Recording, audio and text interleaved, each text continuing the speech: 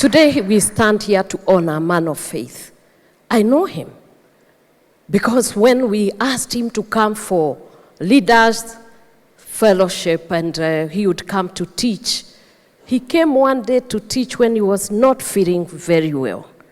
And I remember he took time, he prayed, he delivered the message. He was sweating, drenched in sweat, and he did not stop. For hours, he taught the men of God. He taught on worship. He talked on honor and continued until he sat on the stairs.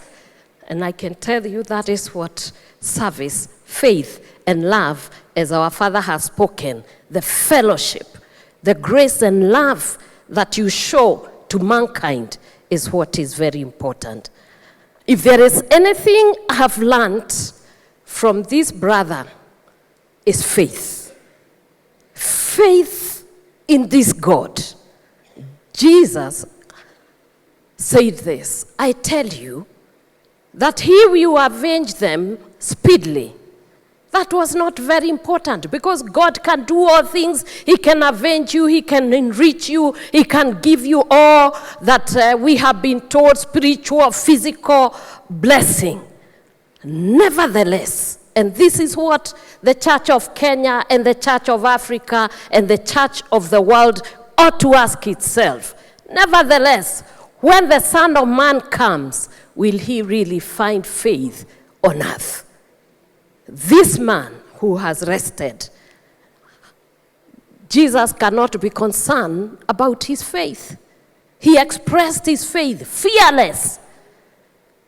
He was not ashamed of the one who called him, who died for him. He preached him to the people who are low there and to the ones who are high there.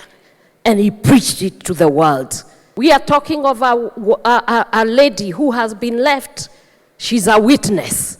This was a man of faith. Children who are saying, this is a man of faith. When we were told all to stand, we stood in witness that this man was a man of faith. May God help us. May God help us that we don't drop the baton, that we will run the race, and when it is done, as our Father has rested, he slept and he was present with the Lord. And he's saying, the Lord was saying, good and faithful servant, enter into the place of glory. And this I believe, this I know, it has happened.